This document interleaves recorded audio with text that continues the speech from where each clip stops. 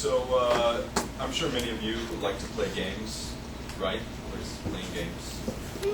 I'm sure all of you have enjoyed playing a game at one point or another, and I'm sure that many of you play at least one game a week on your phone, if not more than that. Today I'm going to be talking about a game that you can play on your phone if you choose to, and that game is called chess.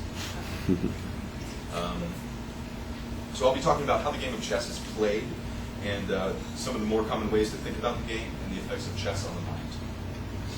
Now, I don't consider myself very good at chess, but I do have enough experience to at least pass on the basic rules to you, and after the research that I've conducted, I can give you some tips to help you overcome the learning curve that so often discourages new chess players. Chess and its predecessors and games in general have been a very popular form of entertainment throughout history, and especially now that they're so accessible to us, we have so many in our pockets ready to play at any time. Most of these games that we play are pretty much just mindless tasks and leave us with nothing after playing them. And hopefully at the end of my speech you'll come to agree with me that chess is a more valuable way to spend that time. So first I'm going to be informing you of the basics of the game. I'm then going to go a little bit deeper and go into some of the strategy, and finish by discussing how chess affects intelligence. So the first thing I'm going to be talking about are the basic rules and the moves of each piece. Here you see we have a chessboard. In chess, opponents take turns starting with white and moving one piece at a time, and the goal of the game is to capture your opponent's king.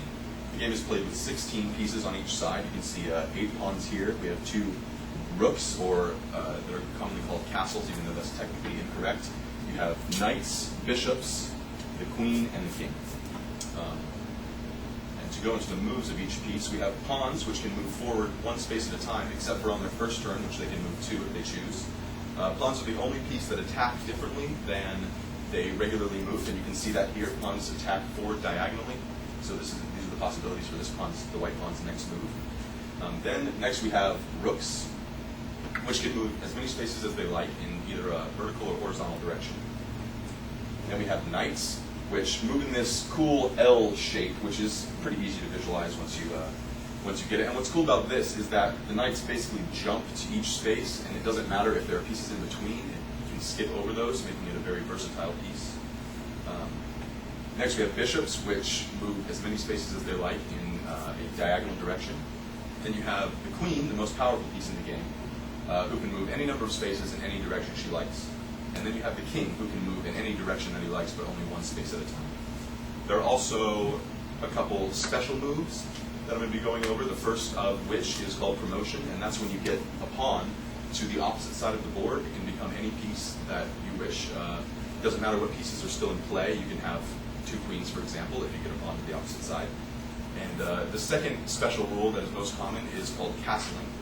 And castling is when you haven't moved your king or a rook, and your king can, instead of moving 1 space, can move 2 spaces, and the rook will take the opposite side of the king, kind of encircling him in this little protective house. And that's a very good way to protect your king, and also to get that rook on the opposite side of the king so that he's more ready to be played. So here you see the 2 possibilities for castling, and this is what it looks like when he goes to the right. Castles king side, and then if he goes to the left, it looks like this.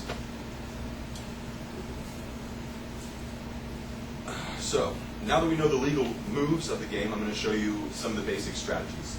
There are 2 different ways to think about playing chess, and the game is usually split up and thought about in 3 different stages, those being the opening, the mid-game, and the end game. The first way to think about playing chess is called tactics, and those are the immediate moves that you make with each piece. Very short time span goals, like I'm going to move here so I can kill this guy, or oh, this guy's going to kill me, I better move this piece. And that's the more beginning of the 2 ways to think about the game. And the next is this planning many turns in ahead and evaluating all these turns, and that is definitely a bigger part in more professional levels of chess. The 3 different parts of the game, the opening, is where you don't really have too much to react off of what your opponent is doing. So basically you're trying to get your pieces out and put them in places where they can utilize their abilities and cover the most ground and take control of most of the chessboard. It's very important in the opening to try and cover or control the center, because obviously if you control the center, you control most of the board. To help you understand the differences between a good and a bad opening, I have this slide here, which is 6 turns into the game. You see white has a pretty solid structure here. All of his pieces are, well, he's got all these pieces out and ready to go, and all of his pieces are covered by another piece. If one of his pieces gets taken, it can be immediately taken by another one of his pieces. Whereas black has, and white has also, he's not wasted any time getting any of his pieces into these positions where he can play. But black, however, has made, first of all, 2 moves with this pawn, so that's kind of a waste when he still has all of these pieces up here that are blocked and are going to take more turns to develop. He's got this rook here that he's trying to develop, but it's going to take multiple turns for him to get that rook in a place where it's going to be useful at all to him. And even in this point of the game, it's not that useful to have a rook out. He's got his queen out, but it's not really able to do anything. It's blocked by his horse, and it's also blocking his bishop. And it's just, he's obviously at a disadvantage against white. So, to talk about the mid-game, since this is the opening, the mid-game is basically the meat and potatoes of chess. It's where you're just playing chess and you're evaluating your strategy and evolving it based on what your opponent's doing and capturing pieces and stuff.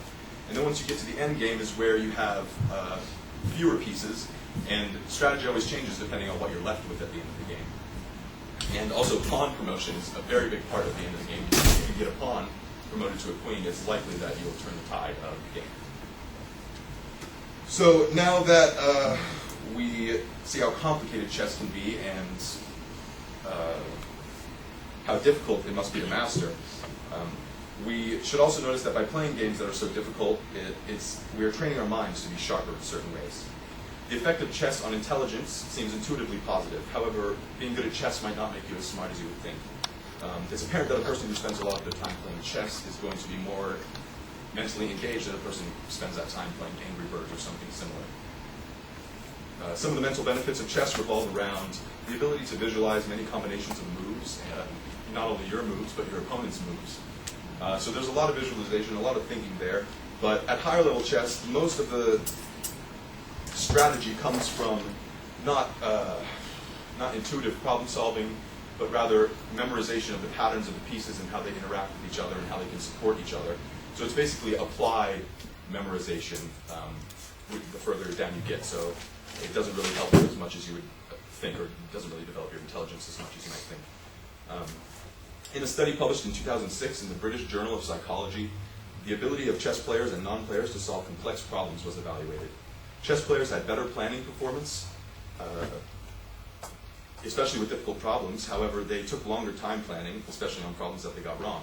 And there was no difference found in fluid intelligence between the two groups. Fluid intelligence is an intelligence that is basic problem solving and doesn't require any specialized pre-learned knowledge application to figure out the problem.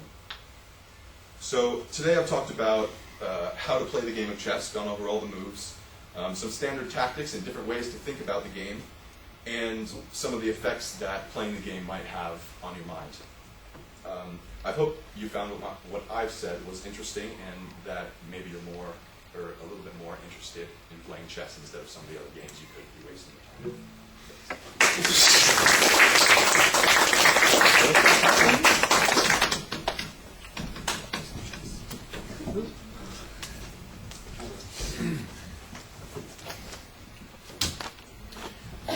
Could we get one row of lights on?